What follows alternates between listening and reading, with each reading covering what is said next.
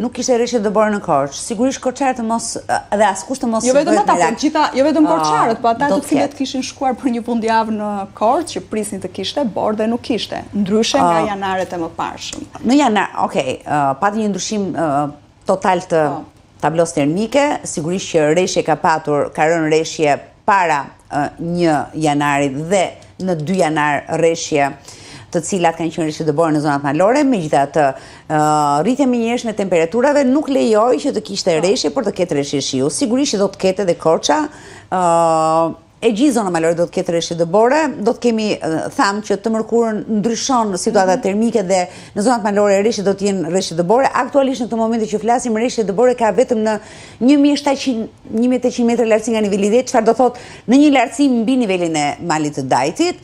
Dhe kjo i takon vetëm veriu dhe verilindjes. Ndërsa me rënjën e temperaturave ne presim të mërkurën dhe të enjtën, presim -4, -5. Kjo rënje me -4, -5 që do të shënohet në zona të banuar, po them Peshkopia, Puka apo Erseka, do të kenë këto temperatura dhe sigurisht që gjithë zona malore do të ketë rreshje dëbore. Sa i përket shkurtit, Tanja, mund bëjmë një parashikim afatgjat apo? Po, shkurti ka sinjale të qarta, krahasuar ne thamë për janar që do të jetë më i ngrohtë, po gjithë dimri 2025-2026 do të jetë më i ngrohtë se sa një dimër normal dhe le të hedhim poshtë të gjitha ato spekulime që janë bërë, dimri acartë e tjerë. Jo.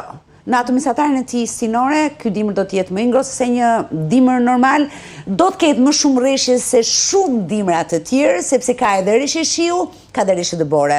Ka rreshje dëbore të cilat shoqërohen më pas me temperatura të ulta që ruhet ajo shtresë dëbore dhe është një gjë shumë e mirë, është një faktor shumë i mirë bruna për sa i përket burimeve energjetike, pra ruhet, konservohet dëbora për prilin dhe majin që të përdoret për të prodhuar energji, ndërsa rreshjet e shiut janë të herpashershme. Kryesisht gjatë janarit, shkurti më pak.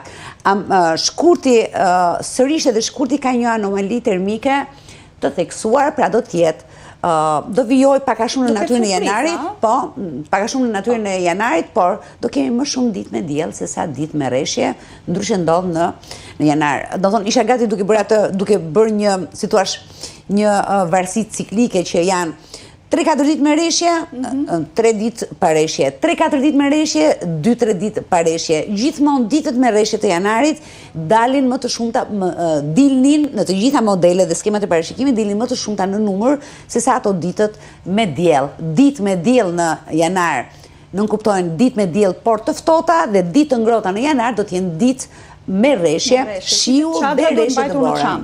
Çadra. Po, patjetër për muajin janar të paktën deri nga data 11 kemi rreshje, kemi një 2-3 ditor shkëputje të rreshjeve, kemi sërish një 2 ditë me rreshje, më pas prap 3-4 ditë shkëputje, kështu që të gjithë ata që na ndjekin në momentin që shohim që ka rreshje, aq që do zgjas 2-3 ditë dhe më pas janë 2-3 ditë të kthjellëta dhe sërish rreshje deri në fund të janarit dhe fillimin e shkurtit dhe më pas edhe shkurti do të ketë ditë, do thonë në shkurtin do shohim ditë me diell. Tanja, faleminderit që risoll edhe një herë parashikimin e motit këtë herë në studion A2 Puls për të gjithë parashikimin për situatën meteorologjike gjatë ditëve në vazhdim.